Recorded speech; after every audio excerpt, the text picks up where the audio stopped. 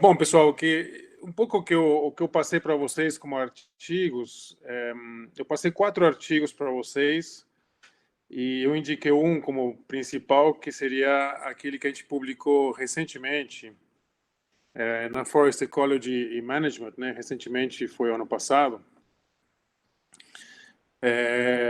sobre o efeito, né, da restauração florestal sobre, no caso dessa revisão que a gente fez, que foi parte da tese do Sérgio, né, que eu orientei ele.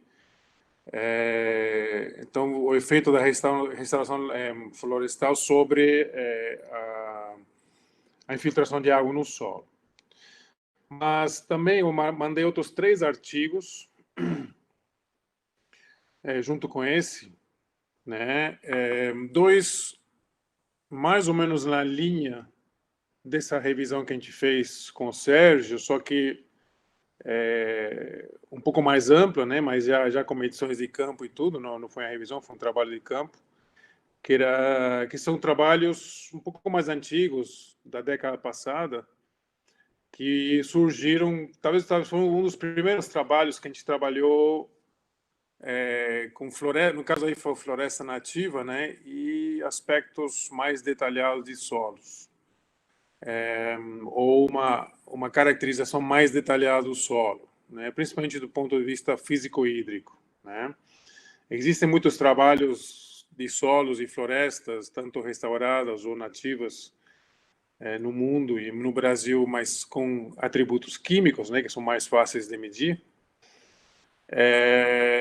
E isso um pouco apareceu nos trabalhos que a gente tem feito, né, nas revisões principalmente. Mas tem muito pouco trabalho do efeito da floresta sobre os aspectos físicos do solo. E hoje em dia que está essa discussão da questão dos serviços ecossistêmicos, das funções do solo nos serviços ecossistêmicos relacionados com água, com biodiversidade, enfim, diversos tipos de serviços ecossistêmicos, conhecer essa relação vegetação solo, e principalmente vegetação nativa, arbórea, enfim, natural, vamos dizer assim, já seja restaurada ou não, e o solo é muito importante, né? Porque nós estamos trabalhando com restauração de sistemas naturais, né? E efeito que isso tem sobre outro sistema natural que é o solo, que vai modificar completamente seu funcionamento, né? Ou vai, talvez, uma palavra que a gente pode usar é retomar o funcionamento que ele tinha originalmente. Mas através desses trabalhos que a gente tem feito, nós percebemos que isso é muito lento, né? Do ponto de vista da física do solo, é muito lento. E isso não é só exclusividade desse tipo de estudo. A gente sabe que os atributos físicos do solo, mesmo em áreas cultivadas, se recuperam muito lentamente, né? A gente degrada eles rapidamente, né? Como tudo, não? A gente degrada tudo rapidamente e para recuperar ou restaurar é muito lento. A mesma coisa acontece com a floresta. A gente derruba a floresta em 15 minutos com uma motosserra, mas demora centenas de milhares de anos para restaurar ela aos padrões naturais da região, né? Outro fator importante que a gente levanta muito nesses trabalhos, ou que aparece nesses trabalhos, né, que passei para vocês e outros, né, é que o solo que hoje em dia nós estamos usando, isso eu acho que falei um pouco na minha palestra, né, os solos que hoje em dia nós estamos usando para fazer restauração florestal, por mais que esteja no mesmo lugar, topograficamente, no relevo, na paisagem, né, eles não são os mesmos solos que estavam lá 100, 150, 200 anos atrás, quando essa área foi desmatada. Então, essa área foi desmatada, esse solo sofreu uma mudança no seu funcionamento, nos seus atributos, né? Provavelmente, na maior parte, sofreu uma degradação, né? E sofreram modificações, né? E muitas vezes os solos foram adaptados também através do manejo para cultivos, né, diversos, cultivos anuais, perenes, semi-perenes. E depois, com a consciência, né, da necessidade de proteger, principalmente recursos hídricos, proteger a biodiversidade, proteger ecossistemas naturais, né, iniciou-se, né, por mais que o Código Florestal vem de 65, mas isso iniciou-se mais no final da década de 80, nos anos 90, todos esses processos de restauração florestal que criou o que está sendo chamado nesse projeto, né, de novas florestas, né? São florestas que têm no máximo talvez 30 anos hoje em dia, né? As florestas restauradas mais antigas, talvez aqui no estado de São Paulo, devem ter 30, no máximo 40 anos talvez. E são florestas bastante recentes, e sendo que provavelmente a grande maioria dessas florestas não deve passar dos 15 anos de idade, né? Então, existe toda uma série de trabalhos, né, que estamos fazendo de tentar entender não somente como essas florestas quais são as melhores técnicas para restaurar essas florestas, que todo o trabalho que o Pedro, o Ricardo e companhia fazem, mas também entender as consequências dessa restauração sobre, no caso do nosso trabalho aqui, sobre o solo, né? E como que isso atende serviços ecossistêmicos e como essas funções que estão sendo recuperadas do solo atendem diversos serviços ecossistêmicos, né? Isso ainda é um campo a ser explorado, né? Hoje em dia está aparecendo vários trabalhos nessa linha e um campo ainda a ser explorado. Então, a ideia de fazer esses trabalhos todos nos últimos anos, né, nos últimos, vamos dizer, 20 anos, desde que participamos do projeto Parcelas Permanentes, né, do Biota na década de 2000, né, que começou em 2001 e acabou em 2005, 2006, onde tínhamos as parcelas permanentes nas 4 áreas, né, Carlos Botelho, Ilha do Cardoso, Catetus e Assis, né, que são 2 trabalhos que eu mostrei para vocês, que trouxe para vocês, né, que era a área de Carlos Botelho. Só coloquei 2 áreas. Tem mais trabalho, se vocês tiverem interesse, depois vocês podem me pedir ou buscar nas bases, aí vocês vão achar. Que justamente era para trazer subsídios de áreas naturais e como que esse solo se comporta, e funcionariam como áreas de referência, eventualmente, porque elas ocupavam várias paisagens, diversas paisagens do estado de São Paulo. E as principais biomas, né, do estado de São Paulo, que seria a Mata Atlântica, né, já seja ombrófila no litoral e mais semidecídua aqui no interior, o Cerrado, né, nessa briga que tem com a Mata Atlântica, né, e a Restinga, né. A gente não entrou nos mangues, mas, enfim, e a Restinga. Então, foram basicamente as principais formações florestais do estado de São Paulo que a gente pegou, deve ter outras, claro, mas esses são os principais que mais área ocupam, e essas parcelas, se não me engano, estão em funcionamento até hoje. E a ideia era justamente fazer toda essa caracterização. E isso é um pouco um resumo de 3 trabalhos e o que motivou, né, esses trabalhos, basicamente. Depois, se vocês quiserem saber coisas mais específicas sobre os próprios trabalhos individualmente, vocês podem perguntar, eu posso contar para vocês também, ou dúvidas que vocês têm. Eu mandei um 4º trabalho, que é outra linha que nós estamos explorando bastante, né? Também foi motivo de um projeto temático do Ricardo, que já está acabando, deve estar acabado esse ano, se não acabou, deve estar por acabar. Que foi, após a aprovação do novo Código Florestal, né? Questionando essa questão da definição das larguras da mata ciliar. E esses são trabalhos que nós já viemos fazendo também desde o final da década passada, 2007, 2008, 2009. Tanto é que o paper que mandei para vocês é um publicado em 2007, onde nós estamos caracterizando, onde a gente está focando nesses trabalhos, na importância dessas matas ciliares, ou da restauração das matas ciliares, né, ou da recuperação dessa faixa ciliar, né, das áreas ripárias, enfim, em várias denominações, em torno de cursos hídricos, né, as APPs, né, que protegem os cursos hídricos, né. Então, e uma dessas funções dessas matas ciliares, né, dessas áreas que protegem essas áreas ripárias, né, que são consideradas áreas de proteção permanente, para justamente proteger a água, é a função filtro. E então, nesse outro paper que eu mandei para vocês, é justamente analisando como é essa dinâmica de deposição de sedimentos que são oriundos de áreas a montante, né, das matas ciliares, como que elas são interceptadas pelas matas ciliares, né?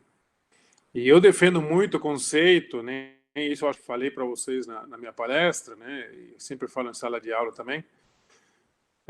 Isso é uma coisa que a gente defende junto com o Silvio e companhia, né? De que somente as matas ciliares não são suficientes para proteger os cursos de água, né? E, novamente, isso remete também a serviços ecossistêmicos, né? Então, simplesmente colocar uma mata ciliar em torno de um rio, de um córrego, uma represa, um lago, ou o que for, não é suficiente para proteger esse corpo de água, né?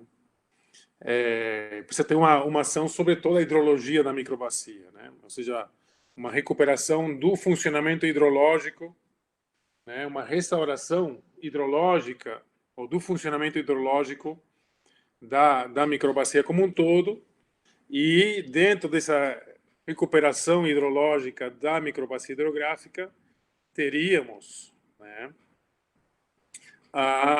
o aspecto do solo, né, da conservação do solo, da erosão, né, dos processos do controle dos processos erosivos, e uma das técnicas, né, que a gente usaria para controlar essa erosão, né, lembrando que a erosão não é somente perda de solo, mas também geração de sedimentos, e esses sedimentos vão parar em algum lugar, né, saem do solo na forma de sedimentos e vão ser depositar em algum outro lugar. Então, a erosão não é só perda de solo, mas também deposição desses sedimentos gerados, e que também causa impacto, né? Então, a perda de solo pela erosão não é somente o impacto sobre o solo, né, da perda. Claro que é o principal impacto, mas esses sedimentos em algum lugar vão ser depositados, ou ao longo do caminho, ou dentro de uma área ciliar, ou dentro do próprio rio, provocando assoreamento. Então, justamente, a mata ciliar vem nesse sentido, de cuidar, proteger nossos cursos hídricos, né? E essa restauração da mata ciliar, das APPs, vem nesse sentido de aumentar esse potencial filtro dessas áreas ripárias, evitando que sedimentos que vêm de montante dos processos erosivos cheguem aos cursos de água, ou pelo menos sejam filtrados antes de chegar nos cursos de água. Mas, claro, como eu estava falando, a mata ciliar não pode ser a única barreira entre a área montante com a área hídrica, né? Ou a área ciliar, né? Então, precisamos ter alguma barreira, alguma prática conservacionista que evite, que minimize o processo erosivo. E eu sempre falo em sala de aula, como estava falando agora há pouco, que no caso da restauração de matas ciliares em áreas de APP, faz parte da técnica conservacionista do solo e da água, porque ela seria não a primeira e única, mas a última barreira, né, para interceptar esses sedimentos que estão gerados pelo processo erosivo. Mas tem que ser a última barreira. Nós temos que colocar outros obstáculos no meio, antes da mata ciliar, e que ela funcione só por via das dúvidas, né? No resto do tempo, ela está lá crescendo, gerando biodiversidade, as plântulas nascendo, né? Lembrando que esses sedimentos, quando entram na mata ciliar, acaba com todo o subbosque, né? E recobre os bancos de sementes e mata as plântulas menores, enfim, arrasta tudo que tem pelo caminho. Então, eu coloquei esse paper justamente para mostrar, né, essa importância, né, e acho que falei um pouquinho disso na minha palestra, né, e trazer um pouco dessa discussão também, e não somente da restauração e a recuperação dos atributos do solo, né, mas também da função da mata, também como as funções de uma mata restaurada, também na proteção dos recursos hídricos, né, e na geração de serviços ecossistêmicos ligados à água também, né, a produção, regulação e proteção da água, né. Enfim, então esse foi mais ou menos o intuito quando mandei os 4 papers para vocês, né, de trazer aí, se vocês tiverem dúvidas ou perguntas para fazer, estou à disposição. Agora, segunda-feira agora, isso está bem quentinho do forno, até está cheirando gostoso aqui. Eu vou compartilhar minha tela agora. Nós acabamos de publicar um artigo na revista Water, que é uma revista que a gente tem publicado com o Sérgio, o colombiano, né? Alguns de vocês devem conhecer ele, onde nós tratamos um dos gaps, né? Um dos buracos negros, vamos chamar assim, que nós estamos nesse artigo da Forest Ecology and Management, né? Que publicamos no ano passado.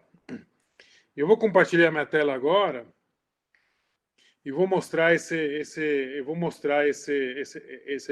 paper que a gente acabou de publicar.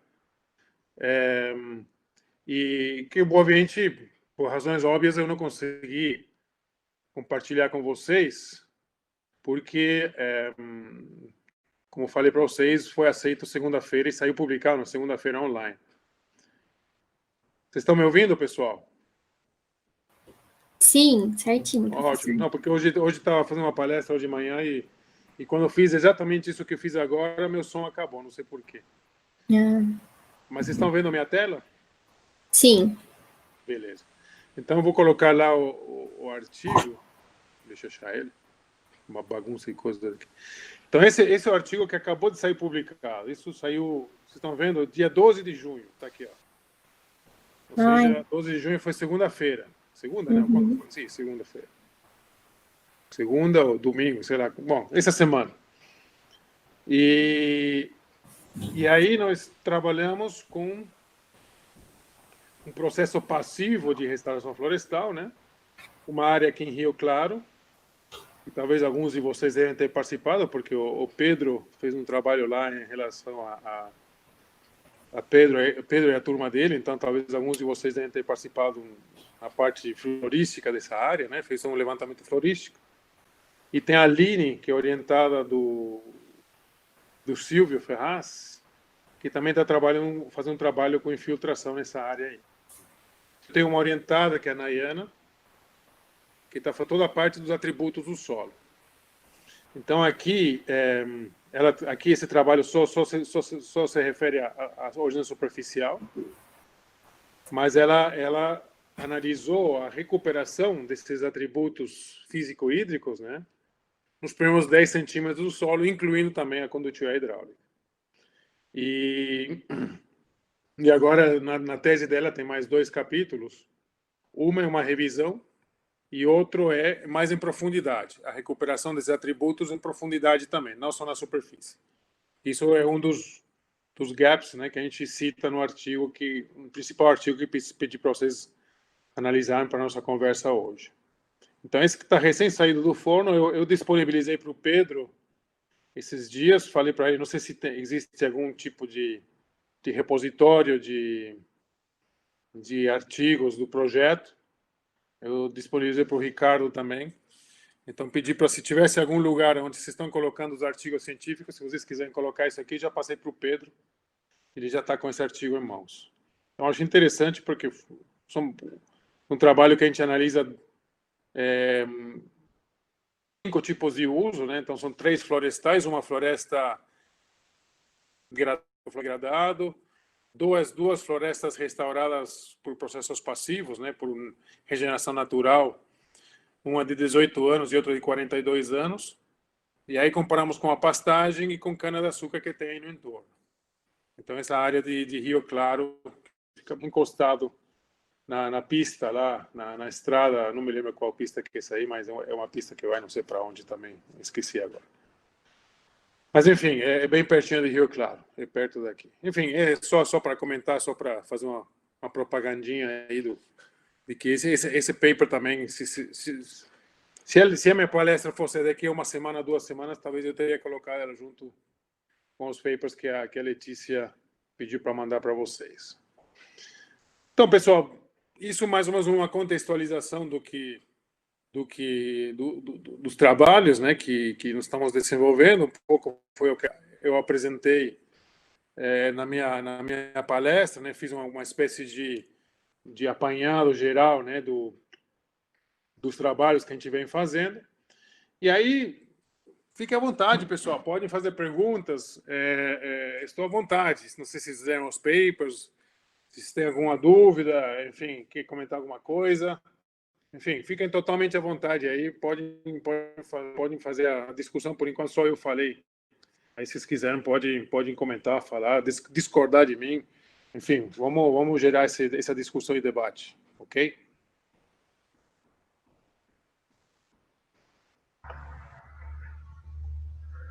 Boa tarde, professor Miguel. Aqui é o João falando. Oi, João, tudo bem? Tudo jóia. Sobre o artigo principal, publicado na Forest College Management, eu vi que uma das conclusões finais foi da falta de estudos no arranjo da disposição das mudas, da tipologia de espécies, dos diferentes manejos que pode se realizar no reflorestamento, né?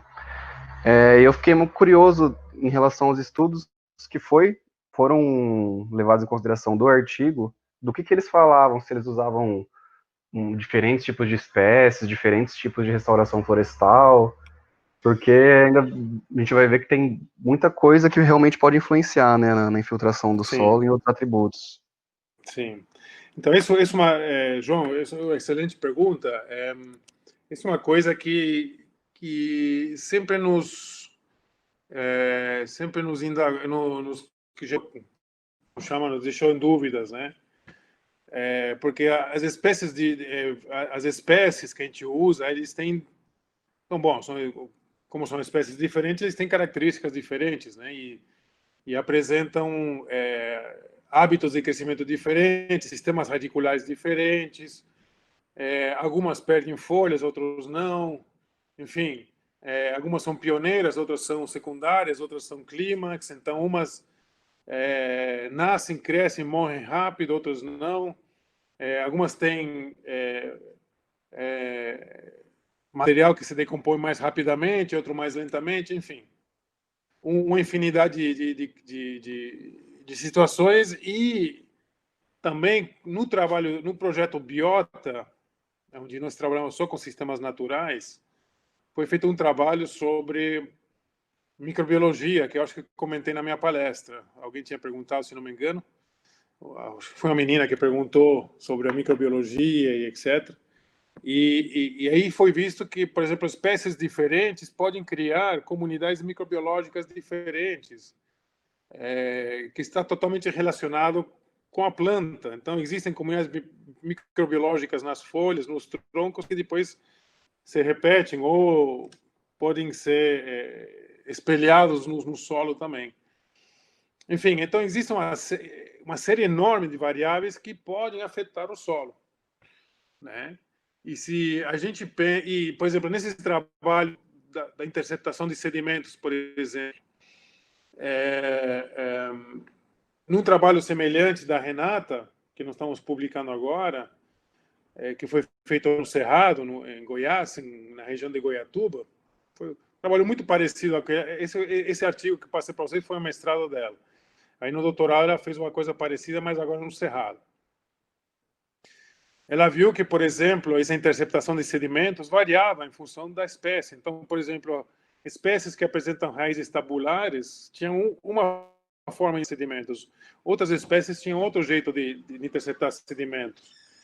Então, enfim, são alguns exemplos que a gente traz, né, que mostram que espécies diferentes com características diferentes, com sistemas radiculares diferentes, vão interferir de forma diferenciada também na recuperação do solo ou afetando o solo de forma diferente. E quando a gente fala de física, atributos físico-hídricos, como, por exemplo, infiltração, percolação, que dependem da textura e da estrutura do solo, mas como a textura do solo não muda e a estrutura muda, todos esses componentes que eu acabei de falar, matéria orgânica, sistema radicular, atividade biológica e microbiológica, que pode ser afetada pela espécie, especificamente pela espécie, com certeza vai mudar a função desse solo. Vai mudar como esse solo se recupera ou como esse solo funciona. Então, eu acho que isso é bem complexo, extremamente complexo. Não é simples para nada, como nada é simples, né, nessa natureza, nesse nosso mundo. Mas eu acho que é importante, e obviamente em climas tropicais isso pior ainda, porque a biodiversidade que a gente tem dentro dessas matas é monstruosa, né? Quando você trabalha com 3, 4, 5, 10 espécies numa floresta temperada, é bem diferente quando você trabalha com sei lá quantas espécies numa floresta tropical, né? E como que isso interfere, quais são as interações, e fora isso, como as interações funcionam, enfim. Mas eu acho que é uma linha de estudo muito interessante de entender como que essas espécies, individualmente e coletivamente, vão estar influenciando nessa recuperação do solo ou dos atributos físico-hídricos do solo, né? Enfim, realmente é muito interessante, porque a gente sabe que cada planta tem um hábito diferente, enfim, como eu falei, tem várias características diferentes e tem dinâmicas diferentes também, né? E isso com certeza vai afetar tudo que está em volta dessa planta aí. Ah, legal. É bem interessante saber desses aspectos, né? Por exemplo, supondo um cenário assustador de crise hídrica aí futuramente, nos próximos anos, da gente saber, né, de métodos de restauração florestal, podendo até utilizar SAF para tentar acelerar ali essa infiltração, o acúmulo de água no solo, para tentar trazer essa bacia hidrográfica de volta à funcionalidade, supondo, por exemplo, uma região metropolitana, né, como São Paulo. Acho bem legal esse tema. Com certeza. Saber quais são as espécies que, por exemplo... porque, por exemplo, se você tiver que escolher espécies, obviamente buscando qual é a função que você está querendo para essa área, né? E se uma dessas funções é gerar água, ou proteger a água, ou regular a água, né? Uhum. Com certeza as espécies vão estar interferindo diretamente sobre isso aí, né? Sobre o solo, a dinâmica do solo, porque a gente tem que lembrar que essa água passa pelo solo, né? Não vai diretamente, né? De alguma forma passa pelo solo, ou passa pela sua superfície, ou percola e passa pelo seu perfil inteiro. De alguma forma passa mais rapidamente ou mais lentamente, passa pelo solo. E se a gente quer realmente regular e produzir água, falando de água, né, um serviço ecossistêmico de regulação e produção de água, por exemplo, a gente tem que entender todas as funções, não só do solo, mas também da cobertura desse solo, né? E como que essa cobertura do solo interfere em todos esses processos aí. E a mata é uma dessas coberturas, né? Sim. Tá certo, obrigado. Professor, obrigado por te retirar a dúvida. Não, e que isso, João, por favor. Mais alguém, pessoal?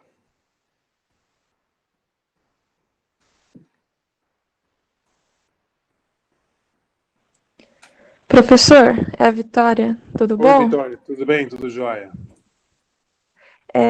Eu fiquei curiosa aqui, que também entrando na parte de espécies, né, tipo de plantio, nessa interferência, tem uma parte que ele fala que tanto para o plantio exótico como nativo, teve efeitos positivos na infiltração. Daí ele destaca um caso que foi o plantio de pinos, que ficou muito parecido com o pasto. Sim. E daí eu fiquei pensando, por curiosidade aqui, por exemplo, em plantios de monocultivo de eucalipto, por exemplo, só que aplicando as práticas de cultivo mínimo, que o pessoal da silvicultura tem falado muito, né? Do manejo, de deixar uma porcentagem significativa de serrapilheira e cobertura do solo. Aí curiosidade, assim, se tem estudo, se mostra uma diferença muito grande desses plantios monocultivos para, por exemplo, restauração com uma biodiversidade maior. Sim, tem, inclusive eu acho que nesse paper aqui que o Sérgio está como autor principal surge essas questões, por mais que não foi comparado diretamente, né? Mas ainda carece bastante informação em climas nesse sentido. Então, atualmente, estou com a Júlia, que é uma mestranda, que vai trabalhar com sistemas agroflorestais, porque isso também é outro universo que tem muito pouco dado de solos, como que sistemas agroflorestais, por exemplo, recuperam o solo e o funcionamento do solo, etc. Estamos na mesma linha que a gente faz com florestas restauradas, a gente vai fazer com ela com SAF. Só que aí o trabalho que ela vai fazer é o seguinte: como o mestrado vai ser inicialmente simples, mas a gente, eventualmente ela vai continuar no doutorado, a gente vai aprofundar um pouco mais. A ideia desse projeto mais amplo é pegar, por exemplo, aqui na Fazenda Areião da Exalc, nós temos uma condição bastante interessante, né? Porque lá nós temos, como você falou, monocultivo de eucalipto, uma área com monocultivo de eucalipto, do jeito que você falou. Nós temos pastagens, nós temos culturas anuais, irrigadas e não irrigadas. Nós temos uma mata, um fragmento florestal, tudo bem, está degradado, mas já faz muitos anos que não está mexido, enfim. Existe um fragmento florestal e existe o SAF. Então, nós vamos testar esses usos todos, nós vamos comparar, e a grande sacada da Fazenda Areião é que, felizmente, porque isso é outra grande questão que a gente tem que tomar muito cuidado quando a gente analisa o solo, é de ter certeza que nós estamos comparando objetos iguais, né? Então, nesse caso do trabalho da Júlia, o solo é o mesmo, né? A mancha de solo é o mesmo. Então, tem vários usos, né? Inclusive usos florestais, né? De monocultura florestal, em cima do mesmo solo. Então, a ideia é justamente a gente iniciar um trabalho, e aí tem todas as opções. A única coisa que não vai ter é uma floresta restaurada lá. Mas vamos ter uma floresta nativa, nós vamos ter eucalipto, nós vamos ter pastagem, cultura anual, irrigada e não irrigada, inclusive acho que tem pasto irrigado lá também, e o SAF. Então, um primeiro trabalho de ver. De fato, se você fizer um bom trabalho, o fato de você estar protegendo o solo, cobrir o solo, estar incorporando matéria orgânica, você vai ter uma restauração, uma recuperação desse solo. Só que o problema dessas monoculturas, né? E isso observando em outro trabalho que eu estou fazendo com outro orientador meu, que estamos trabalhando com integração lavoura-pecuária, é a degradação, mesmo estando embaixo de uma monocultura florestal com boa serrapilheira, uma serrapilheira também pouco biodiversa, né? Porque é uma espécie só também, né? Então existe um problema de biodiversidade também, inclusive na qualidade de matéria orgânica que a gente está incorporando ao solo através dessa serrapilheira, essa cobertura superficial, né? Mas existe um problema da mecanização desses sistemas, da compactação. Então, precisamos tomar cuidado, né, nesses casos aí, de quando a gente compara, porque no caso de uma floresta restaurada, por exemplo, a gente restaura, a gente pode eventualmente fazer algum tipo de mecanização na implantação florestal, na implantação da restauração, né? Mas depois não passa mais nada, né? Então a gente tem um tempo zero, que é o início do plantio, o momento do início do plantio, e aí o solo não é mais mexido. Isso não acontece com sistemas como o eucalipto, que inclusive a gente colhe ele, né? Então o grande problema do eucalipto hoje em dia, o que é? A compactação. O grande peso das máquinas que passam, principalmente na época da colheita, para retirar esses troncos e o arraste e tudo demais. Então, isso traz uma série de degradações, né? Então, são como pulsos, né? Então você deixa a monocultura no campo durante um certo tempo, eucalipto 6, 7 anos, aí o solo, o pessoal inclusive passa para adubar, para fazer como chama, o raleio, etc., uma série de ações, mas o mais intenso é depois na colheita. E aí, de repente, você está recuperando o teu solo e depois vem, colhe, vuf, cai de novo. Então, você está criando ondas, que é diferente de uma restauração florestal, né, biodiversa, que só tem um ponto de início inicial, e obviamente, dependendo da técnica que você vai aplicar, esse ponto inicial pode ser mais ou menos impactante, né? E depois, a partir desse momento, desse tempo zero, você não tem mais nada, né?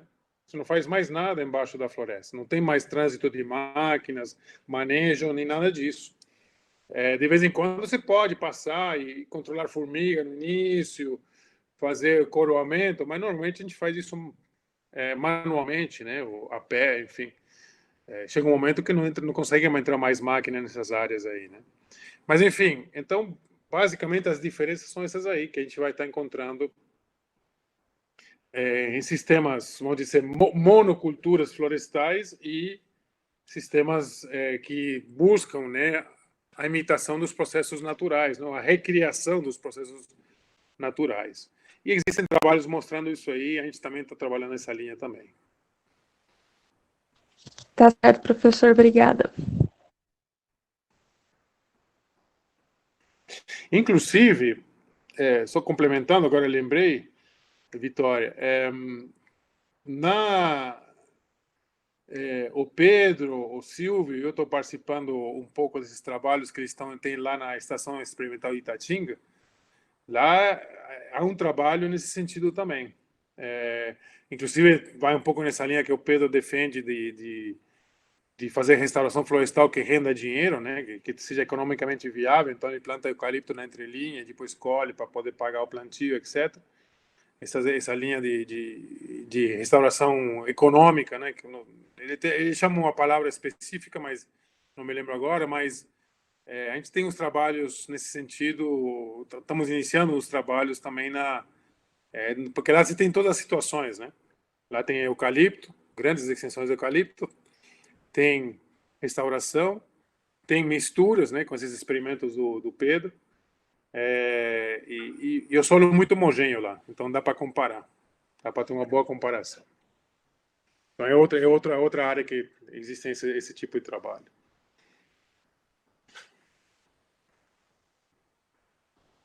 Mais alguma pergunta, pessoal? Dúvidas?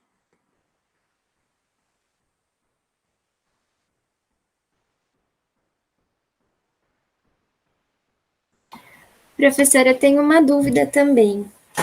Fale. Eu achei super interessante, né, o artigo principal, que foi o que eu tive mais tempo de ler, até porque mostra essa diferença em relação à idade, né, dos plantios.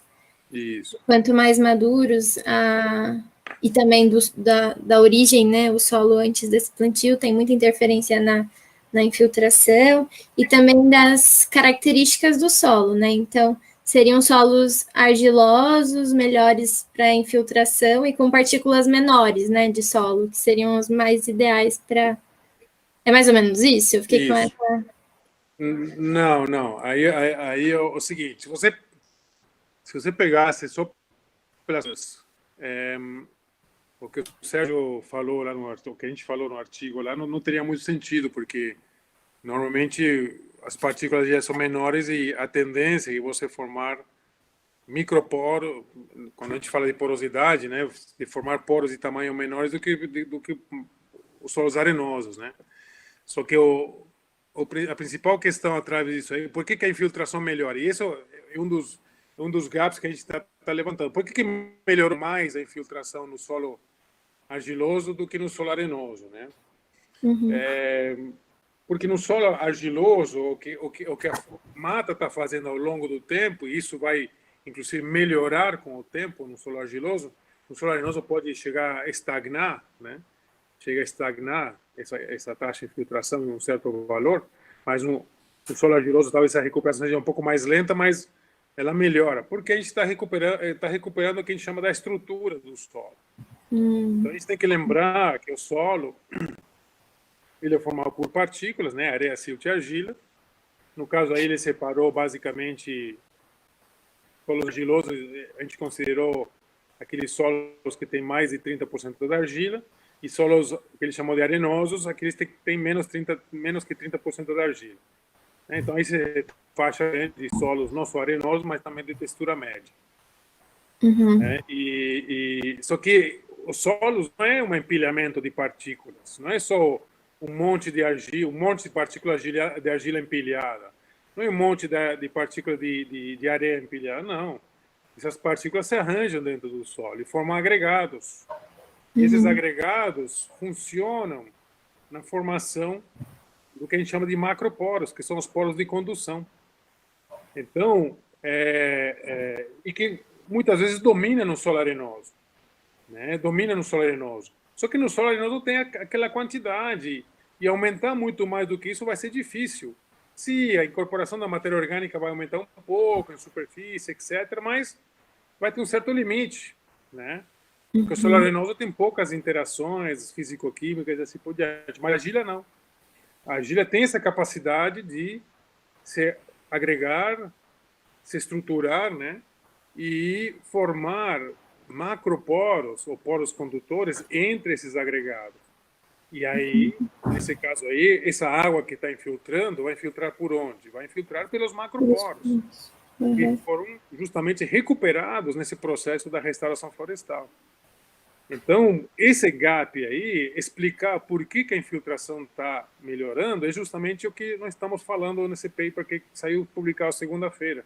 Né? A gente usa outros atributos, né? E ela tem outro capítulo que vai trabalhar mais ainda a parte morfológica do solo, da forma desses agregados, que é fundamental também.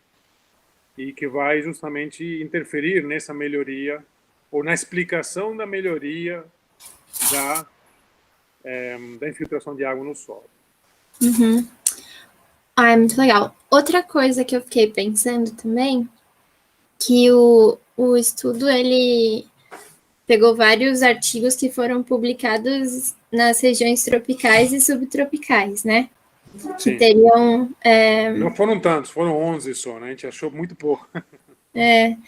Imagina, então, eu acho que essa é a falta, né, de estudos que mostrem esses padrões é um determinante. Mas eu fiquei em dúvida se existiria algum estudo que falasse sobre diferenças entre essas áreas mais secas e as áreas mais úmidas, sabe? Como uma floresta amazônica ou uma mata atlântica em comparação a um cerrado ou uma região mais árida, assim, também. Outra... Então, o biota, o parcelas permanentes do biota original, né? O primeiro projeto temático do Ricardo, que foi parcelas permanentes na década passada, um pouco trouxe isso aí. Né? A influência do comportamento físico hídrico no solo na determinação do bioma, né? Ou do tipo de floresta que você tem desenvolvendo numa área, né? E isso apareceu muito claramente nas duas parcelas permanentes que a gente tinha em Assis e em Catetus. Entre Assis e Catetus existe uma distância em linha reta de 70 quilômetros, mais ou menos. Ou seja, a distância não é muito grande. E nessas áreas aí, e nesse projeto foi discutido isso, foram instaladas estações meteorológicas. Então a gente tinha chuva, estações meteorológicas completas. A gente tinha toda uma caracterização climatológica completa das duas parcelas. E a gente percebeu que não tinha diferenças climatológicas entre as duas parcelas. Não existia diferenças assim, significativas de chuva, de temperatura, de balanço hídrico entre as duas áreas. O que mudava entre as duas áreas era o solo. Quem estava condicionando a presença de cerrado em Assis e quem estava condicionando a presença de Mata Atlântica ou uma floresta subcaducifólia em Catetus, na Estação Ecológica de Catetus, em Gália, na região de Gália, era o solo também, era outro tipo de solo. E, basicamente, a principal condicionante era a água no solo. Era quanto que o solo conseguia reter água. Por que tinha cerrado em Assis e por que tem uma floresta subcaducifolha em Gália, em Catetus, na Estação Ecológica de Catetus? Era porque o solo de Gália, ou lá de Catetus, retinha mais água. Ele conseguia armazenar mais água, principalmente ao longo do ano, em subsuperfície, porque o solo era diferente, do que o solo lá em Assis. Eram solos um pouco mais arenosos, eram latossolos, que tinham menos água e, consequentemente, favoreciam a formação, no caso lá, no cerradão. Né? E então o solo comandava. E tem outro trabalho que a gente fez antes, mais ou menos concomitante, um pouquinho antes desse trabalho, foi na região de Franca, com a tese que o Ricardo orientou da Alba. A Alba é professora da Universidade Particular de Franca, faz muitos anos que eu não vejo ela. A tese doutoral dela, que foi no início dos anos 2000, foi numa fazenda, que inclusive é de um ex-aluno aqui da Exalc, e era impressionante aquela fazenda, porque eles preservaram a mata, o fragmento de mata está bem preservado, uma fazenda bem antiga, mas foi preservado um fragmento de mata, e essa mata era numa distância de 1 quilômetro, no máximo 2 quilômetros, se passava de um solo extremamente argiloso, com 70%, 80% da argila, que é o nitossolo vermelho, para um neossolo quartzarênico, que é um solo que tem 80% a 90% de areia. Tinha um solo transicional, mas era muito, muito rápida essa transição. E no solo hiperargiloso, nós tínhamos uma floresta subcaducifolha, Mata Atlântica, etc, etc. Lá, 10 quadras para frente, 1.000 metros para frente, você passava por um solo intermediário, depois caía no solo arenoso, e você tinha um cerrado. Numa distância de 1 quilômetro, 1,5 quilômetros. Então, obviamente, 1 quilômetro, 1,5 quilômetros, o clima não vai mudar. Certo? E quem mudou? Mudou o solo, condicionando o tipo de floresta que você tem. Então, de fato, o solo pode condicionar a distribuição, sem dúvida nenhuma, do tipo de floresta que você vai formar em cima desse solo. Claro que, se você olha o Brasil, os grandes biomas do Brasil, eu nunca fiz trabalho no árido, no semiárido, por exemplo, em relação a isso aí. Eu fiz um trabalho, sim, mas era com outro foco, não era no foco de restauração da Caatinga, né? Mas lá você tem um problema climatológico também, tá certo? Principalmente climatológico, né? Mas aqui no estado de São Paulo, que você tem essa zona transicional, né, de conflito entre Cerrado e Mata Atlântica, na minha concepção, quem está controlando essa zona de conflito entre Cerrado e Mata Atlântica é o solo. Isso não tem diferenças climatológicas significativas para poder justificar a presença de Cerrado junto com uma floresta, uma Mata Atlântica, uma do lado da outra. Sim. Algumas áreas do New Flora a gente vê uma mesma área, uma mesma estação, tem uma parte que é Cerrado, uma parte que é Mata Atlântica, né? Semidecidual, mas assim, muito perto, mas diferenças também grandes em relação à fisionomia, enfim. Mas exatamente. Legal. Então, esse banco de dados que está sendo gerado, tudo bem, a gente está pegando vários dados simples de solos, né? No caso do New Flora, né? Mas eu acho que numa análise global, quando a gente for pegar esse banco de dados e fazer uma análise global desse banco de dados, usando as diferentes técnicas que existem para análise de grandes bancos de dados, né? Big Data, essas coisas todas aí, que hoje em dia está super de moda, né? Nós vamos começar a perceber essas diferenças, vai começar a aparecer. E eu acho que tudo bem, não é o objetivo do New4, porque o New4 é justamente gerar esse banco de dados grande, né? Mas vai ter vários desdobramentos, né? Por exemplo, específicos, como você falou nessa área aí que você está comentando agora. Eventualmente vai ser identificar essa área, então vale a pena uma equipe lá e ver detalhadamente o que está acontecendo nessa área, né?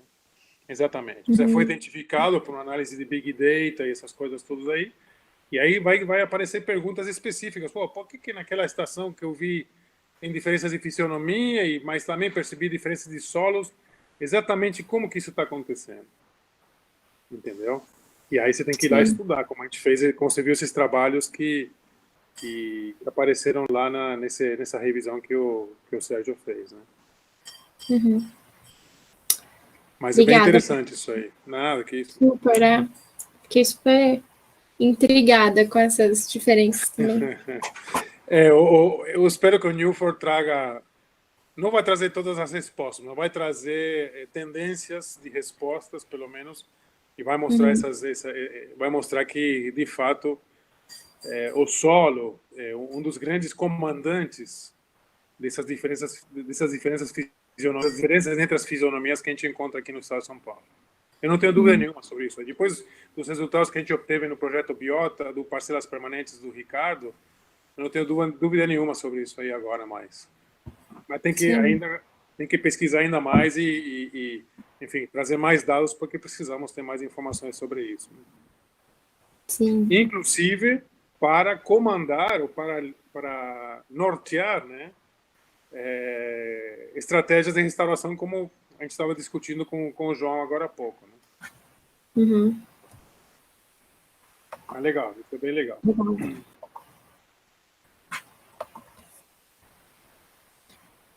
Mais alguma pergunta, pessoal?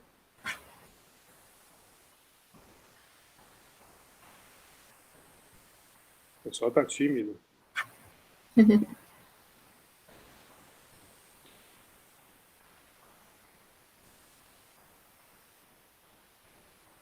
Ninguém. Aí. Caio, deixa eu ver aqui, deixa eu abrir o chat aqui do Caio. Quanto tempo de estudo seria necessário para saber se uma floresta restaurada voltou às suas características? Ixi. Essa é a pergunta que não quer calar, Caio. Bom, como você viu no artigo da revisão, né, a gente separou em florestas que a gente chamou de florestas novas e florestas antigas. Né? Florestas novas são aquelas menores de 10 anos e as florestas antigas aquelas maiores de 10 anos. Né? As florestas maiores de 10 anos, teve florestas de até 30 anos naqueles trabalhos que foram levantados. Né?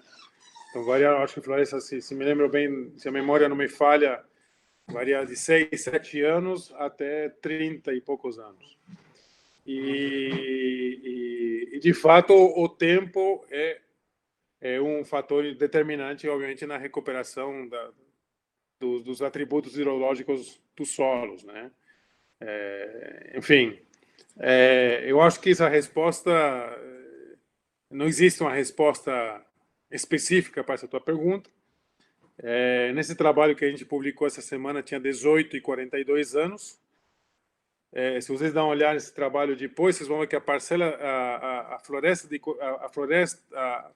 floresta restaurada por regeneração natural de 42 anos estava melhor que o fragmento florestal degradado.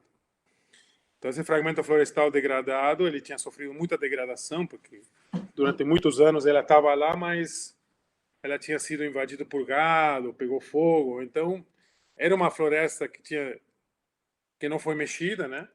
Não foi retirada, mas ela sofreu muito impacto antrópico por outras razões, né? Não pela retirada, mas pela invasão de fogo e principalmente de animais, pisoteio de animais, né? E a gente viu que depois de 42 anos, né, a floresta restaurada por regeneração natural, ela teve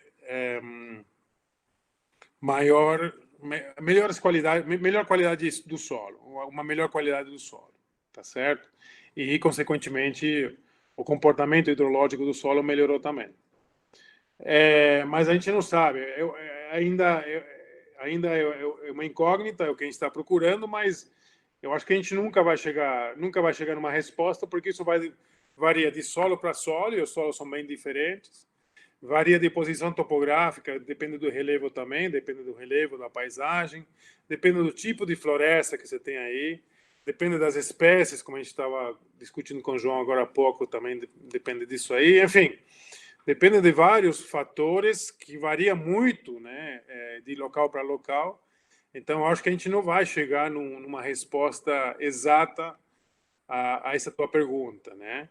E também é muito difícil hoje em dia, porque a gente, principalmente em áreas muito antropizadas, vamos dizer assim, como São Paulo, por exemplo, é muito difícil encontrar fragmentos florestais intactos, né? Por isso que no caso do projeto do Parcelas Permanentes, nós conseguimos locais intactos, né? E por isso que eventualmente esses trabalhos vão servir como referência para outros trabalhos, né? E vão ajudar a responder essa tua pergunta, né? Ou seja, quanto tempo demora para chegar naquela condição que eu estudei na floresta lá da Estação Ecológica Icatetus, por exemplo. Só que para poder ter uma resposta certa, precisa ter uma condição de solo, de relevo, de floresta igual à condição que eu tenho lá em Catetus. Senão, o pessoal vai criticar e falar, mas não é idêntico, não é igual. Lá é o topo, mas você está trabalhando na vertente, você está trabalhando na baixada. Lá é solo X e lá, na área que você está estudando Y. Então, tudo isso interfere. E, enfim, como tudo nessa vida natural, como tudo na natureza, cada caso é um caso, e cada sistema é um sistema, e nós temos que entender cada sistema, nós temos que entender cada caso individualmente, e buscar a resposta para aquele caso. A gente não vai ter uma receita de bolo geral, a gente não vai ter uma única resposta para a tua pergunta, nós vamos ter uma resposta para aquele caso individual, para aquele diagnóstico individual que nós vamos fazer e as respostas que nós vamos ter a partir desse diagnóstico. Isso vai ser ponto a ponto, local a local, né, floresta para floresta, ok?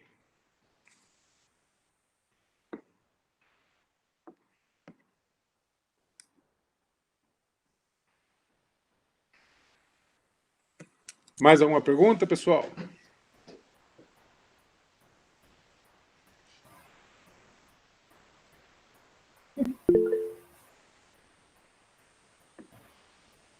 De nada, Caio. Prazer.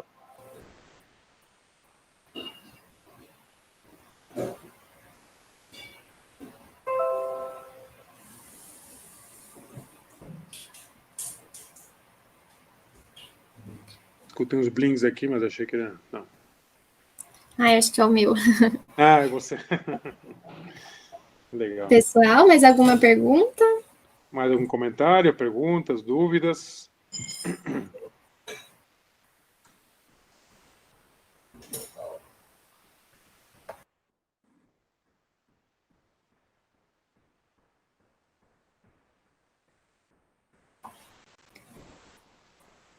Bom, professor, acho que o pessoal... O pessoal ou está dormindo a siesta, obrigado, ou está tímido, ou consegui esclarecer tudo que tinha na cabeça deles, não sei. Sim.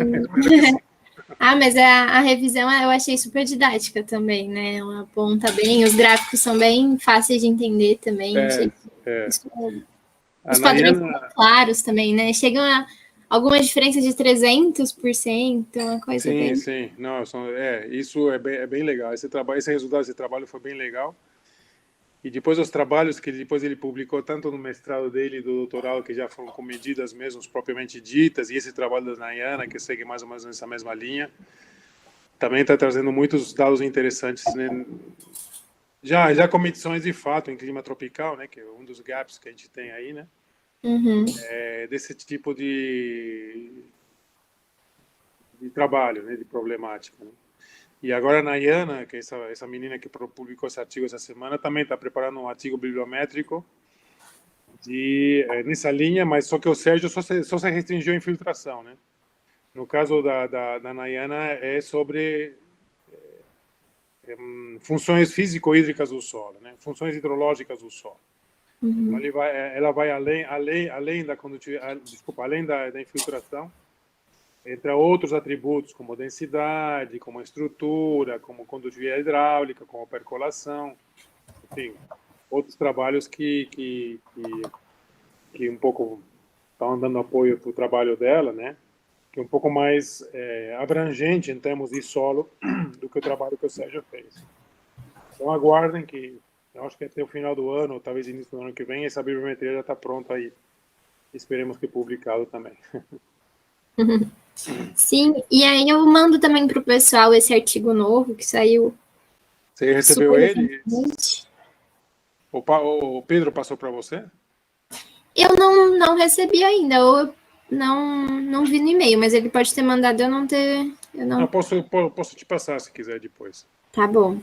Acabando aqui, eu naquele e-mail que você mandou para mim dessas discussões, né? Uhum. Eu posso te mandar.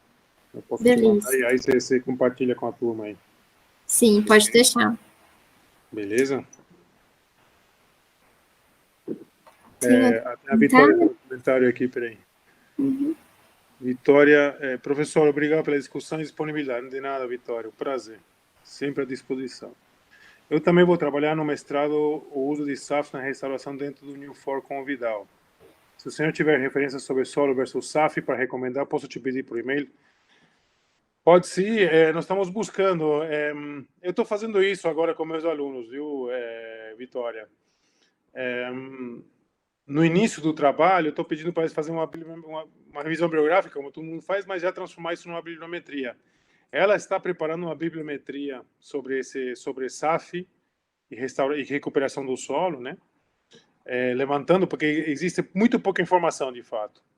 Mas aí, talvez seja mais fácil, Vitória, você entrar em contato direto com ela, porque ela está fazendo essa revisão, ela está levantando todos esses artigos aí, e está fazendo isso nesse momento, aproveitando a pandemia, que ela não está conseguindo ir para o campo, que a gente tinha programado um campo para esses dias aí, e infelizmente não vai dar para fazer, né? Mas aí eu falei para ela aproveitar, fazer essa revisão bibliográfica e preparar já um artigo bibliométrico sobre SAF, solos e outros usos, né? Então, eu te passo o contato, eu passo para a Letícia também o e-mail da Júlia e ela passa para você. Eu posso passar aqui para você, peraí, eu já passo. Deixa eu pegar aqui mais fácil. Se achar melhor, eu posso mandar depois para ela também, sem problemas. Não, então eu acho que consigo rapidinho aqui. Deixa eu abrir aqui o e-mail. Só colocar Júlia aqui, já vai aparecer. É Júlia Rossi, ela estuda na Exalc, talvez seja companheira, colega de algum de vocês. Hein?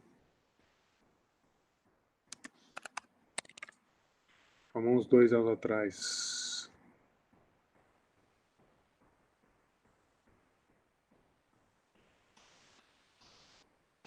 Vitória, entra em contato com a Júlia, tá aí o e-mail dela. É do teu ano? Então pronto. Eu esqueci o apelido dela, não me lembro qual que é o apelido dela, mas é ela, a Júlia Rossi Pereira.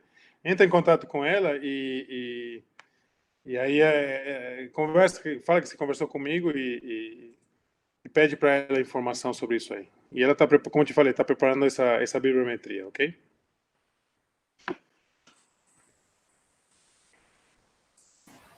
Excelente, professor. Muito obrigada mais uma vez pela disponibilidade de tempo e de preparar essa discussão para a gente. Acho que foi super útil, casou bem com as nossas necessidades, né? De entender melhor esse assunto que é super importante e que o New4 tem abordado de forma super forte, né? Tanto nos campos quanto sempre a gente tenha tido contato com a parte de infiltração e a questão da hidrologia em relação às florestas restauradas. Então, acho que foi ótimo para todo mundo entender um pouco melhor. Obrigada mais uma vez. E aí a gente conversa e eu mando para o pessoal o artigo novo e algumas informações que porventura pode aparecer. Beleza. Aí, se vocês precisarem de qualquer coisa, pessoal, entra em contato comigo. Eu terei o maior prazer de atender vocês. E, enfim, estou à disposição, ok? Obrigada. Boa semana para o pessoal. Boa semana, professor. Obrigado, Letícia. obrigado por organizar. Estou achando fantástico essas discussões aqui. E parabéns pelo trabalho aí, viu? Excelente. Obrigada. Ok. Muito obrigada a todo mundo que participou também. Ok. Até mais. Obrigado, Falou, gente. Até mais. Tchau. Tchau, tchau. Falou.